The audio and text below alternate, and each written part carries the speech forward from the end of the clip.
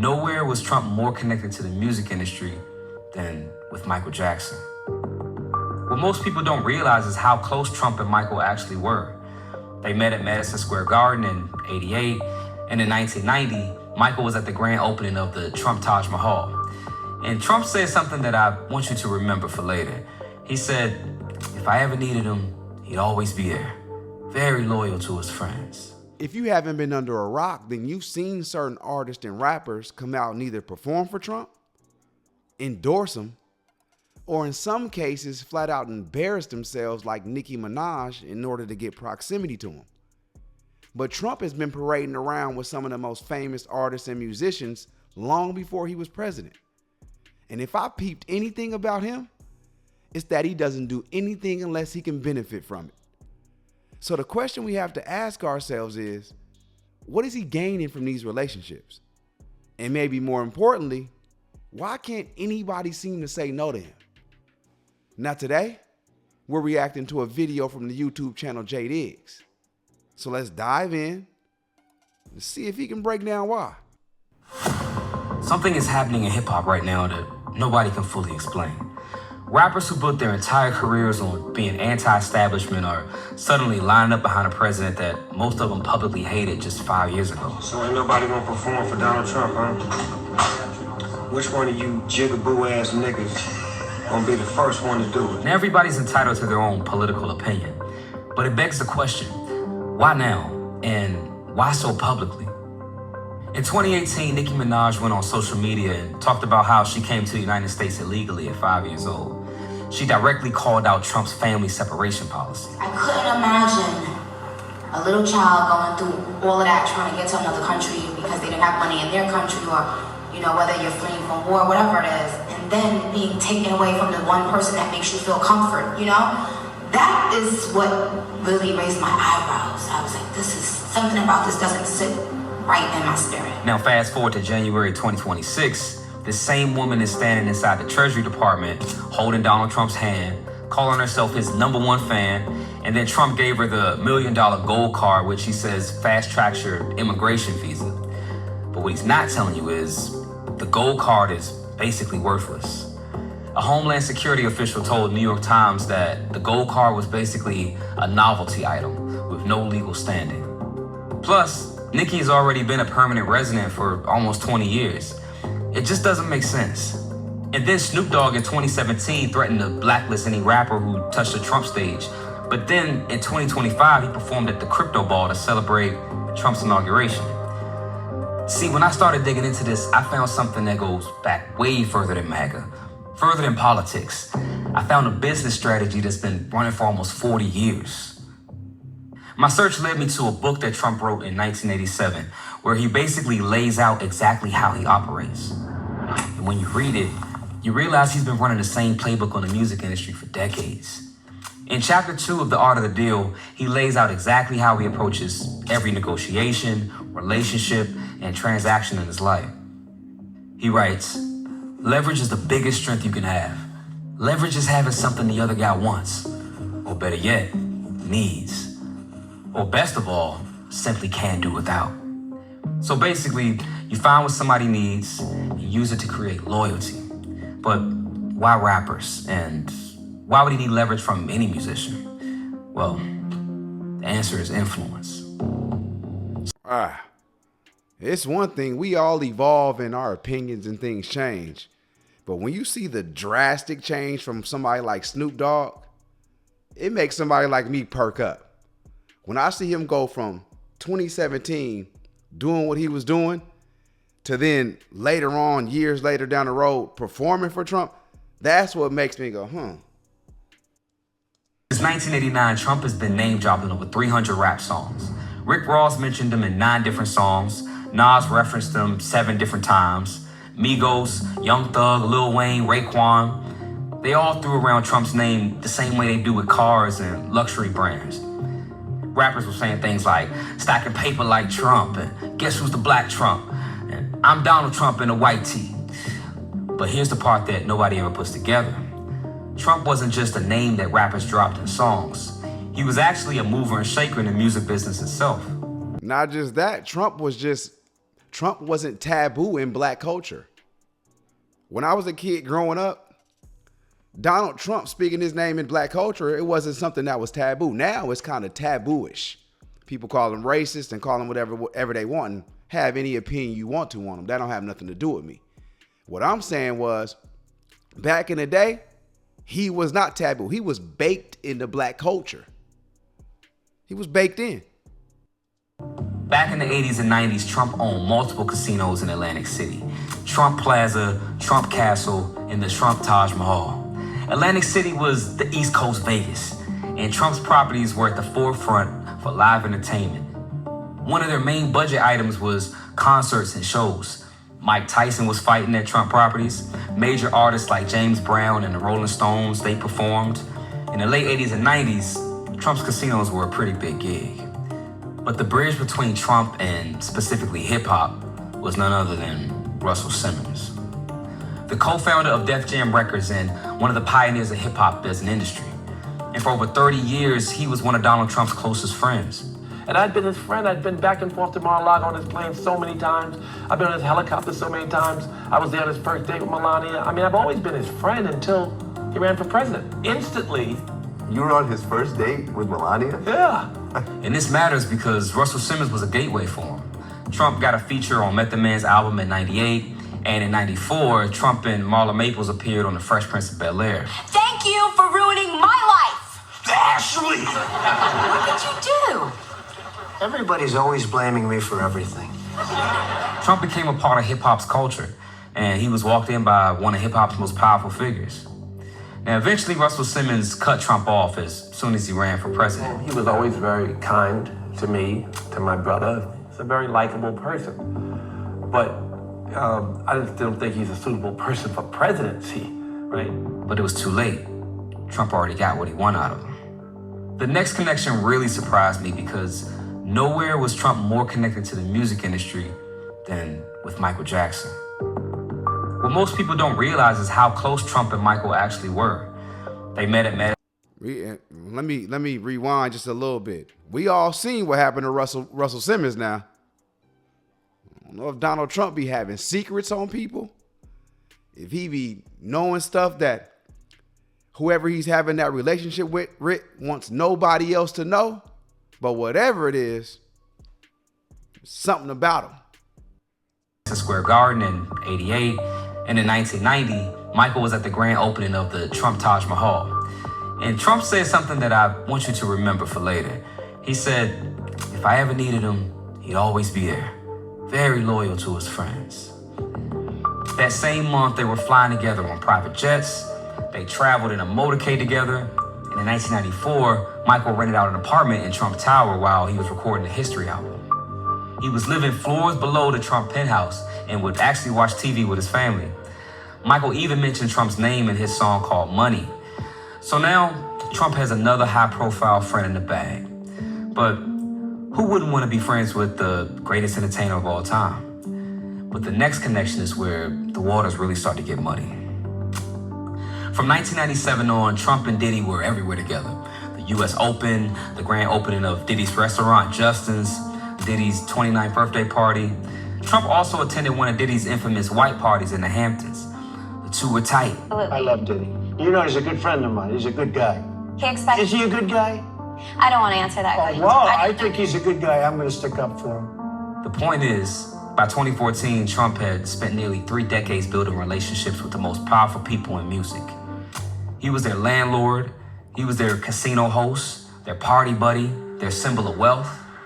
And not only that, everyone loved him. But then he ran for president, and everything changed. I am officially running for president of the United States. Could he actually win? No freaking way! Trump will not be president. Y'all remember that? When Trump first decided he was going to run for president, everybody said, this is a joke. He'll never win. Will be elected president of the United States. You're not going to be president. We're fucking talking about a madman, incompetent buffoon being the most powerful man on earth. I humbly and gratefully accept your nomination for the presidency of the United States. Brace for impact. New York Times now saying the chance of a Trump presidency is 92%. Brace for impact. Right now, a historic moment. We can now project the winner of the presidential race. CNN projects Donald Trump wins the presidency. This man is arrogantly marching us towards fascism. He's a race-baiting, xenophobic, religious bigot. You're not dead and you haven't gone to hell. Is he all of those things? Or will Trump be whatever he needs to be for whatever the moment calls? This is your life now. This is your life.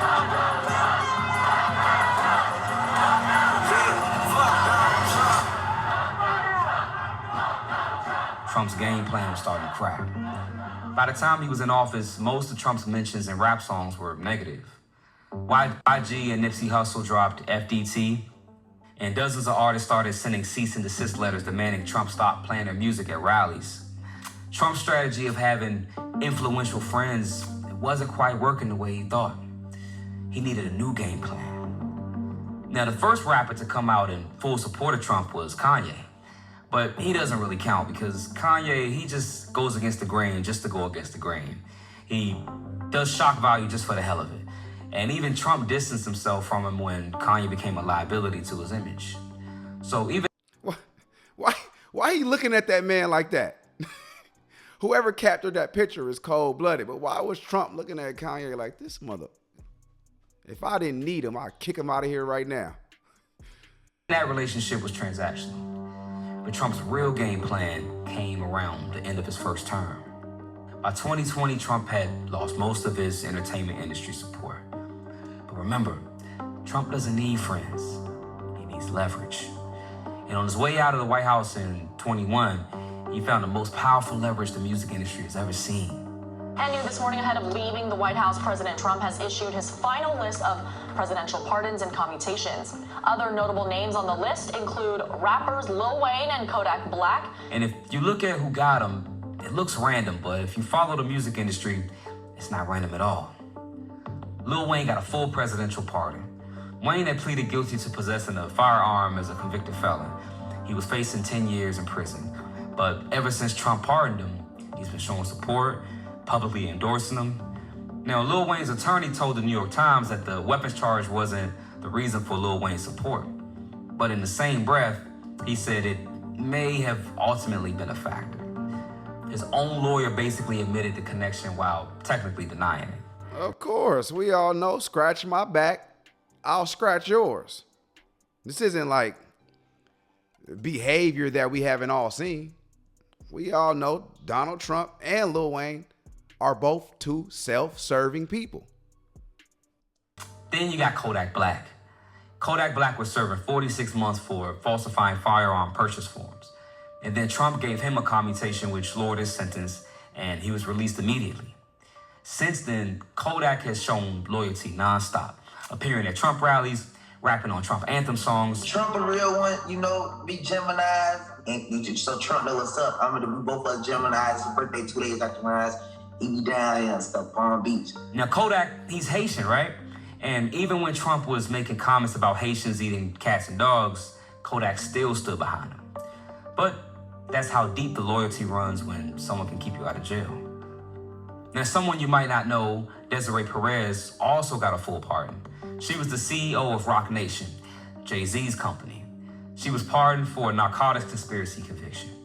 Now, why would a Roc Nation executive randomly get a presidential pardon? Now, most recently, Trump pardoned NBA YoungBoy on gun charges, but this next one was really the tipping point. Michael Harry O'Harris is another hip-hop mogul that the average person may not be familiar with, but he co-founded Death Row Records with Suge Knight and sold drugs so he could make money to start businesses. And in 2021, Trump got him released from jail and eventually fully pardoned him. Now, Harry O has deep ties and a lot of respect in the music industry as the co-founder of Death Row Records. But guess who's running Death Row now? In 2017, Snoop threatened to roast any rapper who performed for Trump. So ain't nobody gonna perform for Donald Trump, huh? Which one of you jigaboo ass niggas gonna be the first one to do it? I'm waiting. I'm gonna roast the fuck out of one of you Uncle Tom ass niggas for doing? Which one of you niggas gonna do it first? Oz is the one that performs for himself. The same year, he released a music video where he pointed a gun at a clown dressed as Trump. But after Michael Harry O'Harris gets clemency from Trump, Snoop's tone starts to shift. By 2024, he's telling the Sunday Times, "I have nothing but love and respect for Donald Trump." Now that's a drastic change. Bro then went from one side of the aisle all the way over to the next. And in January 2025, Snoop performs at Trump's inaugural crypto ball in Washington, D.C. The same man who threatened to roast any rapper who performed for Trump. And what was Snoop's response for getting all the backlash? He said, "He ain't done nothing wrong with me. He has done only great things for me." In other words, leverage. Man. So these rappers be needing to check that bag because they going broke. Does Donald Trump have some dirt on these dudes that we don't know about?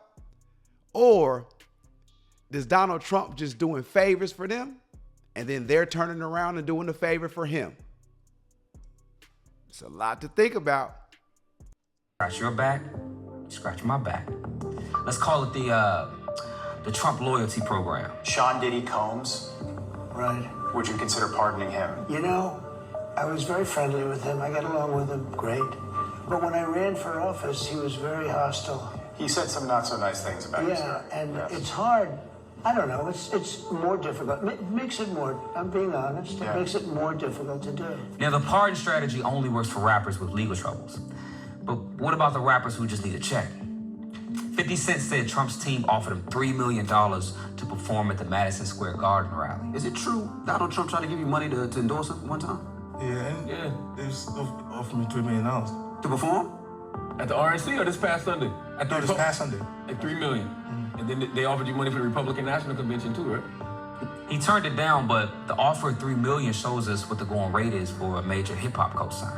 And that's one of the things we don't think about. See, we watching music videos or go on these blog sites and we see rappers and musicians with the lifestyle. So we just think they got unlimited money. No, they got bills to pay. They got to upkeep that kind of lifestyle. So would they sell out for a little bit of cash? I wouldn't put it past none of them. 50 getting to it though. So 50 say, I don't need the $3 million. I got power. I got all these show endeavors. He's in the new Street Fighter. So 50 getting to it. So 50 say, I don't need it. But a lot of these other artists. Trick Daddy, he claimed on his radio show that Nelly got $1.5 million for performing at the inauguration. And Soulja Boy, he was seen flashing a bunch of cash after performing at the crypto ball. Obama ain't never put no money in my pockets, nigga. Kamala ain't never put no money in my pockets, nigga. Trump put money in my pockets, nigga. For contrast now, at Obama's 2009 inauguration, the creative director said the artists were invited to perform and didn't get paid. So if Trump's team is paying above market rates for performances, that's a big incentive for artists, no matter what their political views are. And by the way, this isn't something new for Trump. The FEC confirmed in 2015, when he first announced that he was running for president, his campaign literally paid actors $50 each to attend the announcement. Wear a t-shirt, carry a sign, cheer. The Hollywood Reporter obtained the casting call email from a company called Extra Mile Casting. He was paying people to fake enthusiasm from day one. So, you got... So Trump was using the equivalent of Twitter bots in real life to come to his rally and make it seem like people were liking him more than they actually were, which was gonna make other people say, maybe he isn't that bad. Artists who need a check, you got rappers at the end of their career who need a check, and then you got the rappers who need to stay out of jail. I mean, hate it or love it, it's honestly genius. But there's one more piece to the puzzle. The one big, beautiful bill. Most A-list musicians make well over $500,000 a year, and Trump lowered the maximum tax rate from 40% to 37%. On top of that, he added an extra tax cut for people with LLCs and S-corps, which include rappers. Now that's good news for all business owners, but for rappers making millions a year, they're saving hundreds of thousands in taxes. So when Nicki Minaj pledges $300,000 to donate to Trump-branded savings accounts, she's invested into a system that could return multiples of that in tax savings alone. Not to mention she gets to write off the $300,000 off her taxes too. Nikki makes a lot of money and she's generously stepping up. She's investing hundreds of thousands of dollars in Trump accounts to support the children. So for every single one of these relationships follows the same formula. The same formula Trump literally wrote down in 1987. What does the artist want? Freedom. That's the pardons. Money, that's the performance fees and tax cuts. Relevance, that's the political platform and the White House access. And what does Trump want? Credibility. Specifically cultural credibility, but even more specifically, black endorsement from famous rappers. I have a great relationship with the blacks. I've always had a great relationship with the blacks. Trump. Anytime you hear anybody from another ethnicity say the blacks and you're black, run. In the art of the deal, you have to convince the other guy that it's in his best interest to make the deal. And that's the whole game. Every pardon, every payment, every gold card is Trump convincing an artist that standing next to him is their investment. And for most of them, it is. Now, as another contrast, we can look at when Taylor Swift, she came out and endorsed Kamala Harris. She didn't get anything for it, as far as we know, but she risked alienating half of her audience for something that she believed in. But when rapper after rapper who previously condemned Trump, suddenly they show up at his events, performing at his parties, and every single one of them has received something in return, at some point, we gotta start asking questions. It's kind of ironic because rapping, singing, and writing music is one of the purest forms of art. But in the first line of Trump's book, he says, "I don't do it for the money. I do it to do it. Deals are my art form." And Trump's been making deals in the music industry since the 80s, all the way back to his friendship with Michael Jackson. Now, we'll never know if Trump was genuinely friends with Michael, but right before Michael died, there was an email chain by a group of men that were definitely not Michael's friends. Now, the public was never supposed to see these emails, but I got access, and I break them all down in this next video here. Ooh. Video was fire, J Diggs. Now that was interesting. And when you really look at the video, we talking about rappers and musicians, people who's prominent in black culture, right? But even when he's the president, the people in his cabinet, the people in the Republican Party, none of them can say no to him. He's got this weird pull on people where it's like it's impossible to turn him down. It's weird. Guys, that was another banger. Again, if you guys got some stuff that you want me to react to, put it in the comments. I should have my email in the description. If not, I'm gonna start putting it in there so you guys can give me some stuff that you guys want to watch. Man, I love y'all. I appreciate y'all. And I'm gonna see you on the next one. I'm out.